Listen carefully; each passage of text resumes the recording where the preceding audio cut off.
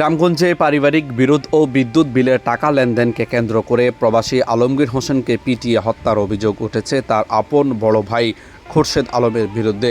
ঘটনার প্রায় 6 মাস পর মামলার এজাহার নামী আসামি খোরশেদ আলমকে ঢাকার যাত্রাবাড়ি এলাকা থেকে গ্রেফতার করেছে রামগঞ্জ থানা পুলিশ। পুলিশ ও স্থানীয় সূত্রে জানায়, গত 21 ফেব্রুয়ারি রাত 8:30টার দিকে উপজেলার 8 নং করপাড়া ইউনিয়নের উত্তর বদরপুর এলাকার এই ঘটনা ঘটে।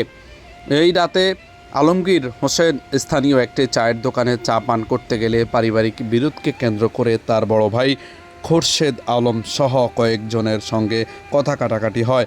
এক পর্যায়ে তারা আলমগীরের ওপর অতর্কিত হামলা চালিয়ে মারধর করেন বলে অভিযোগ ওঠে।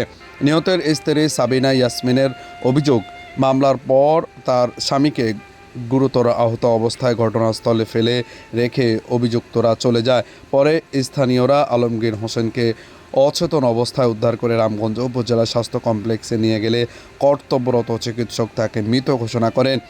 নিহতর পরিবার জানায়, আলমগীর হোসেন দীর্ঘদিন দুবাইতে কর্মরত ছিলেন। সম্প্রতি তিনি ছুটিতে দেশে এসেছিলেন।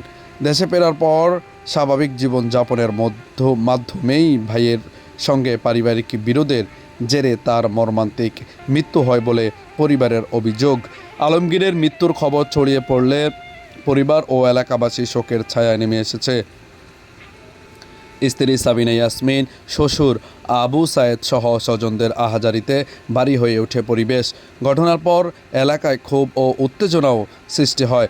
স্থানীয়রা ঘটনার সঙ্গে জড়িতদের দ্রুত গ্রেফতার করে আইনের আওতায় আনার দাবি জানিয়েছেন।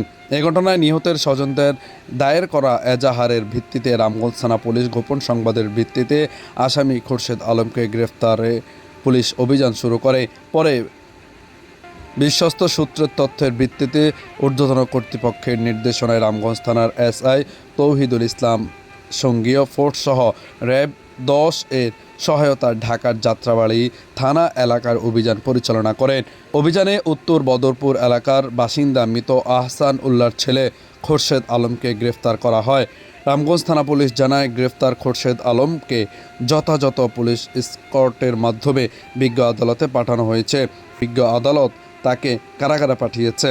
এই বিষয়ে রামগঞ্জ থানার ভারপ্রাপ্ত কর্মকর্তা ওসি মোহাম্মদ ফিরোজউদ্দিন চৌধুরী বলেন, মামলার এজাহার নামী আসামি খোরশেদ আলমকে গ্রেফতার করা হয়েছে। মামলার তদন্ত ও আইনগত প্রক্রিয়া অনুযায়ী পরবর্তী ব্যবস্থা নেওয়া হবে। পারভেজ হোসাইন, আমার টিভি।